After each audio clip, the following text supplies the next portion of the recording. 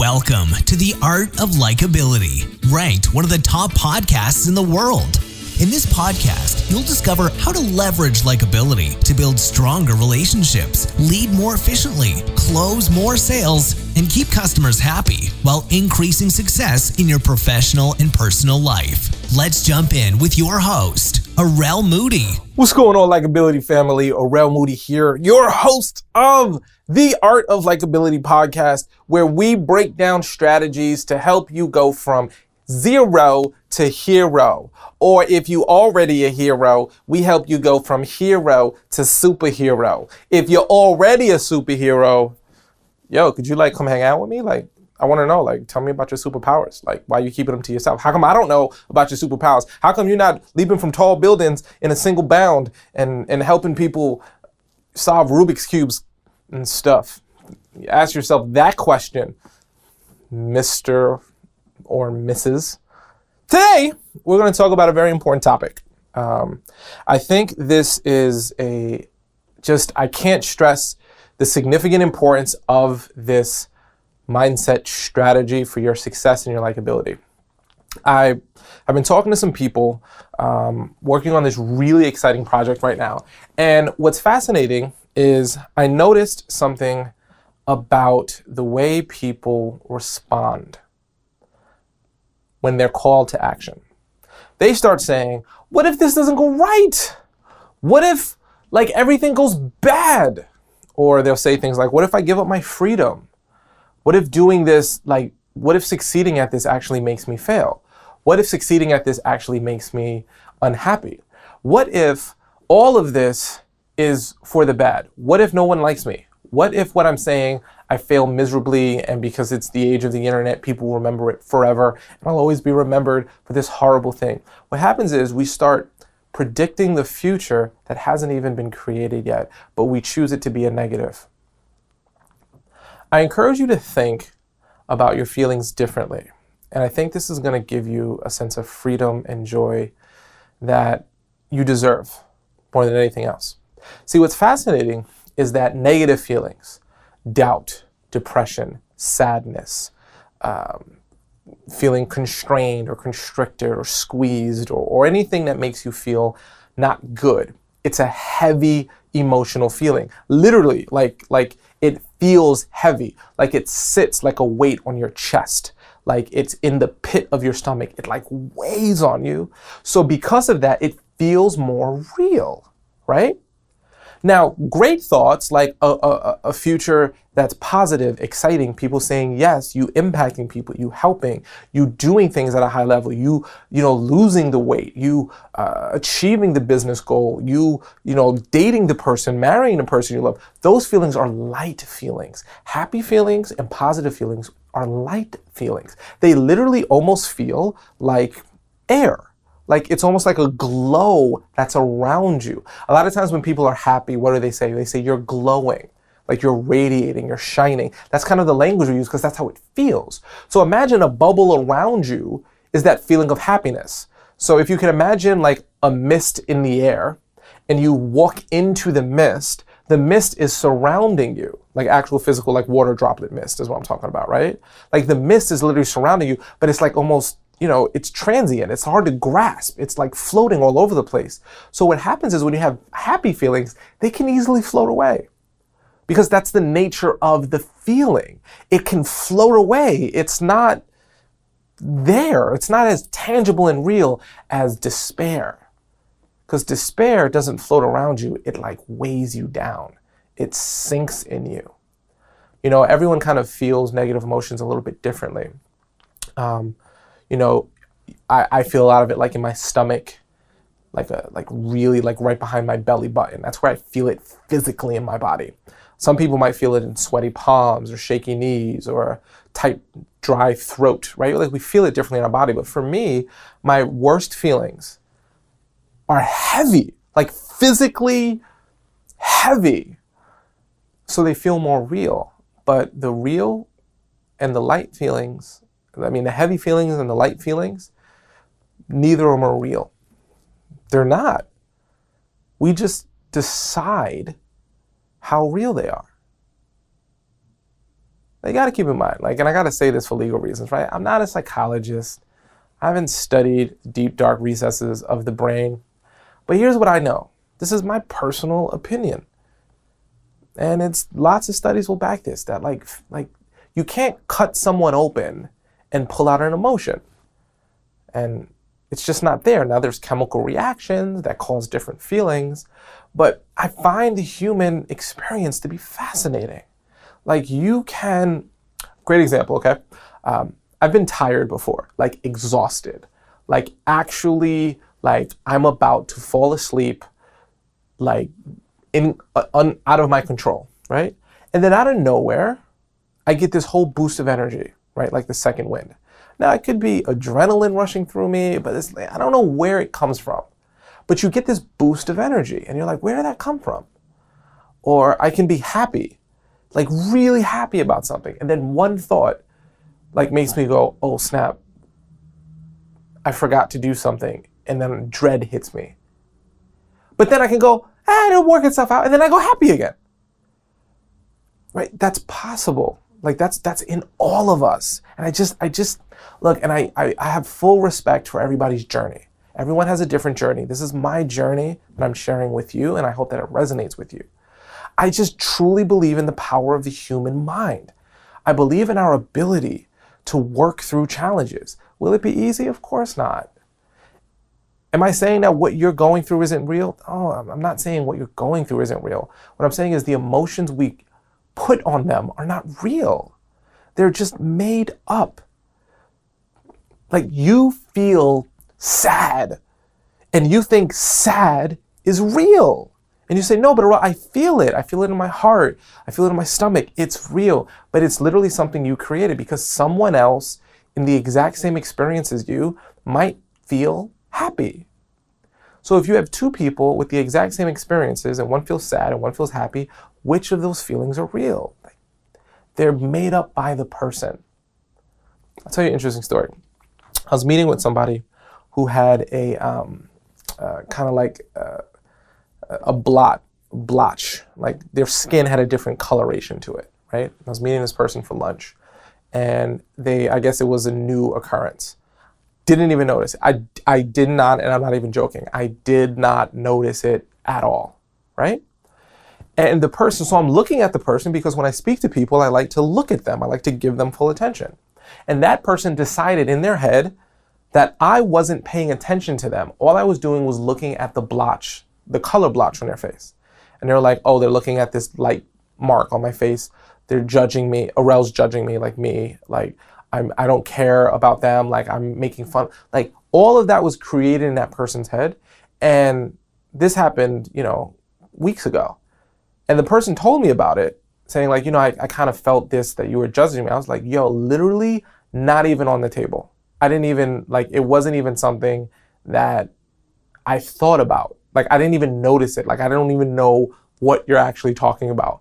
But that person created this story in their head that was 100% real. That I felt this way, and then they felt bad, and they said I didn't want to go out in public because I felt like if Aurel was going to judge me, everyone was going to judge me. And it wasn't real. It was just created in that person's head. And we have to get to the place where we can tell ourselves, I am creating my thoughts. I'm creating my feelings. I'm creating my actions. I'm creating my optimism, my pessimism, my sadness. Now, there are times where we feel like I'm not creating it. Aurel, it's happening to me. I don't want to be sad. I don't want to be depressed. I don't want to think my life sucks. I want to be happy, but these negative feelings are happening to me. I have a mantra that I say. I say it every day. And I have to say it every day because I have to condition my mind just like I condition a muscle. You work out with a muscle, you do reps over and over and over again to make a muscle strong. I believe the brain works very similarly. Every morning, I say, I control my thoughts. My thoughts don't control me. I repeat it. And usually, actually, this is the thing, I'm kind of getting into cold showers. I've been into it for a while now. Where you take your shower and then you just turn it all the way to cold, freezing, like right before there's no water pressure cold. And just take cold showers. There's health benefits. and I'm exploring it. So I am in the shower and I never want to turn it to cold. Like I haven't yet desired to flip it to cold, right? So when I think about it, I go, oh, not this morning, Aurel, don't do it this morning. Not this morning. Like you've done it, you did it before. You don't have to do it. Like this is what my thoughts say. Don't do it. It doesn't feel good. And then I say, I control my thoughts. My thoughts don't control me. I control my thoughts. My thoughts don't control me. I control my thoughts. My thoughts don't control me. I control my thoughts. My thoughts don't control me. I control my thoughts. My thoughts don't control me. I control my thoughts. My thoughts don't control me. I control my thoughts. My thoughts don't control me. I control my thoughts. And then I flip it on the cold. And I just bask in the freezing, nipple hardening cold. But I say that because I need to say it, and this is like my litmus test to say I'm still in control.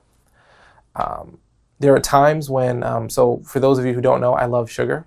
I am a huge sugar fan. If you can find vegan or kosher gummy bears and you give them to me, let me tell you something. We are friends immediately, like buddies. I love it. It's one of my favorite treats in the whole world. But I know sugar is bad. I've read studies, I've seen documentaries. I am well aware of how bad sugar is. Every so often, I'll just say I'm not eating it for a day or a week. And then I just won't. And I want to.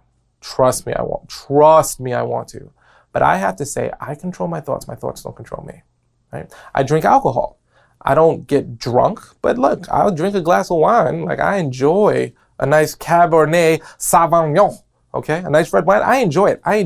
When I fly on airplanes, I get free drinks because of, if I sit in first class or if I'm at the airport lounge, you get free drinks, like as part of your status. Like free drinks. And to me, I'm like, I'm from the projects, man. I'm from the hood. When you say free, I get excited. When I was younger and you go to a place and it was all you can eat free food because you had like a family's house for an event and, you could just eat and there's like cakes and pies, I had no sense of social well-being. I just jumped in and ate, right? As an adult, I still have those feelings.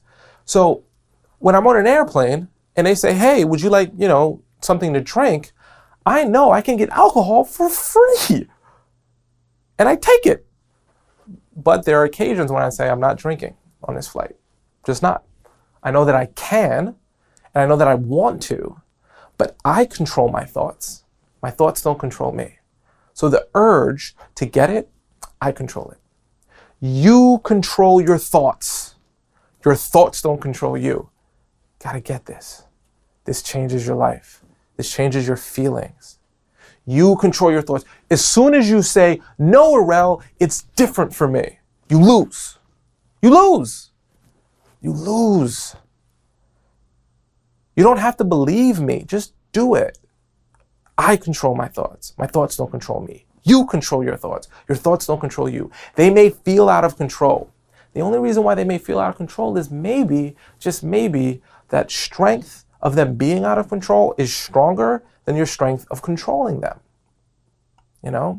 If you're weak physically, like physically weak, and I'm gonna go fight a world strong man, and I'm gonna wrestle him, he's gonna win. I'm just not, like me right now, I go to the gym pretty regularly. I'm not gonna beat the world's strongest man in any type of wrestling match right now because he's just gonna purely outpower me. But if I work out and I train and I work out and I train, it might take me decades. Maybe I can win. I won't lose every time, I'll tell you that much. I'll definitely win. But it's gonna take time and energy and preparation. And I gotta want it bad enough. Like if I wanna beat the world's strongest man in a wrestling competition, let me tell you, I gotta do a lot of research. I'll probably study some jujitsu or some, martial arts. Like I'm not trained right now. I don't know karate, but I know karate. That's an old school reference. If you don't get it, just move on with me, people. What I'm saying is I would have to train as if it was the most important thing for me to do. And then eventually I would get skilled at the martial art and then I would be good at it and I wouldn't have to train as hard as I have to train right now. Does that make sense? Think about that. Like if you have a skill, right? I want you to really get this. If you have a skill and you're not good at it at first, Maybe you tried it. Like maybe you played basketball and you're like, I like basketball. So you go and you go to the hoops and you shoot hoops and you have no real strategy. And maybe you watch some DVDs or some YouTube videos or went to some camps and you played, but you didn't really get really good at it. So you decide I'm not really good at it. So you kind of just try it. But what if that's what you did? Like, what if you said, no, I'm not, I've been doing it, but not really doing it. I've been half doing it. I'm going to give it my all. I'm going to give it my focus. If you just like spent a summer and just every day, that's all you did, exercise to get stronger, faster, and you were working out with specific workouts just for basketball, and you were going, watching film, watching tape, watching experts break it down, having a one-on-one coach work with you daily, playing team games with people much better than you who'll share with you their skill sets and how to do plays. You do that for 60 days in a row, you will get significantly better at it than if you kind of did it for 6 months. It's just how it works. So for me, my mental focus on controlling my thoughts is something I have to do daily. Now, I don't have to do as much work on controlling my thoughts as maybe I would have had to have done 5 years ago, but that's only because I have so much consistent reps and practice in doing it. You are no different. You are no different. If you are listening to this, please believe my words. You control your thoughts. Your thoughts don't control you. It's not easy, but it's worth it. And it's what I believe. I do. I believe in the potential of humans. I believe that, there's just so many pieces of evidence of people who have just done incredible odds. Dr. Temple Grandin, if you don't know who she is autistic and absolutely is an incredible professor, changed the cattle industry. Many people would have said someone with her skill set just couldn't do those things, and she showed it was possible. Now, just because she showed it's possible makes me think it's on the table. It's at least on the table, so I have something I can aspire to. So do you.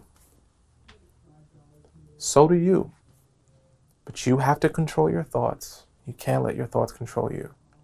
I encourage you to, make a mantra of it. Say it to yourself all the time. When you start thinking negative thoughts, when you start thinking about a bad future of all these things that are happening that aren't good, when you start dwelling on all the things that could happen that are bad, what happened if you dwelled on all the things that could happen that were good?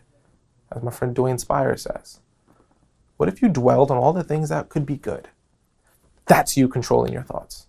When you start saying, I'm fat, I'm lazy, I'm ugly, no one loves me, I don't provide value. What if you dwelled on the fact that you're helpful, you're working towards your goals, you believe in others, you like being of service, you care? What if you focus on those things?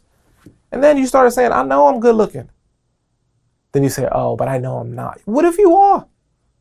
What if you are and you just don't realize it? Because you haven't allowed yourself to see how beautiful you really are. Because when you look in the mirror, instead of focus on what's going good on your face, you focus on what you don't like with your face. Maybe you got some excellent eyelashes. You ever thought about that? You ever thought your nostril hairs were immaculate? You never tried to look at your nostril hairs, have you? Have you? If you have, good for you. But listen, you control your thoughts. Your thoughts don't control you. Just make it a mantra. Make it a mantra. Every day, every morning, every night, I control my thoughts. My thoughts. And when it's hard, don't say, this is stupid, I don't want to say it. That's your thoughts controlling you. I've decided to buy into the belief that I control my thoughts don't control me. So when I don't believe it, I go, oop, those are my thoughts trying to control me. I control my thoughts. My thoughts don't control me. You get back in charge. You show them who's boss. You are. I believe in you. I believe in you. You're not the kind of person that's not going to create an incredible life. You're just not. You're the type of person that's going to create an incredible life. That's who you are. That's what you do. That's why you listen to this podcast. That's why you do the work that you do. I believe you are doing this work because you are destined to choose a life of greatness. And to do so, you have to control your thoughts. When you control your thoughts, you control your feelings. When you control your feelings, you control your actions. And when you control your actions, you change your life. But this information can't help you. This information means nothing unless you apply it. It means nothing unless you implement it. The implementation of this information will transform your life. Sending you a big old high five, y'all. You are awesome. Thanks for listening. Make sure to subscribe to our podcast, The Art of Likability, and reach out with any questions you have. Until next time, remember, my friend, you are awesome.